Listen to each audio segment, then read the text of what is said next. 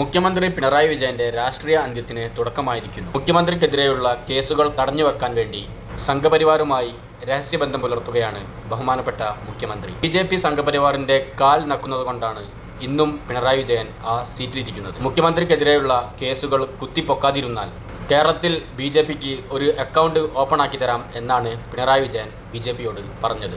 ആ ഒരു അക്കൗണ്ടാണ് സുരേഷ് ഗോപിക്ക് തൃശ്ശൂരിൽ പിണറായി വിജയൻ വാങ്ങിക്കൊടുത്തത്. ലാവ്ലിൻ ED കേസുകളിൽ പിണറായിയെ അറസ്റ്റ് ചെയ്താൽ കേന്ദ്രത്തിന് ഒരു നേട്ടവും കിട്ടില്ല എന്നുള്ളതുകൊണ്ടും അത് കോൺഗ്രസിന് വലിയൊരു നേട്ടം ആവും എന്നുള്ളതുകൊണ്ടും ഈ കേസുകൾ വെച്ച് പിണറായി വിജയനെ ബ്ലാക്ക്മെയിൽ ചെയ്ത് പല അക്കൗണ്ടുകൾ തുറപ്പിക്കാനാണ് അമിത്ഷാ നടത്തുന്ന രഹസ്യ നീക്കം. അതുകൊണ്ടാണ് പിണറായി വിജയൻ ഒരു കാൽനക്കി ബന്ധം അമിത്ഷായുമായി പുലർത്തുന്നത്. തിരുവനന്തപുരത്ത് VV രാജേഷിനെ നിർദ്ദേശിച്ചതും CPM BJP തമ്മിലുള്ള അന്തർധാരയാണ്. പിണറായി വിജയൻ കഴിഞ്ഞാൽ CPMന് നേതൃത്വം നൽകാൻ വേറൊരു നേതാവും ഇല്ല എന്നുള്ള ഉറപ്പ് പിണറായി വിജയന് ഉള്ളതുകൊണ്ടും CPMന്റെ 90% നേതാക്കന്മാരിൽ പലതരം വൃത്തികെട്ട ആരോപണങ്ങൾ ഉള്ളതുകൊണ്ടും പിണറായിക്കെതിരെ സംസാരിക്കാൻ അവർക്കാർക്കും വാ തുറക്കാൻ കഴിയില്ല. അപ്പോൾ ആ നേതാക്കന്മാരെല്ലാം പിണറായി വിജയന്റെ മൂട് താങ്ങിക്കൊണ്ടിരിക്കുകയാണ് ചെയ്യുന്നത്.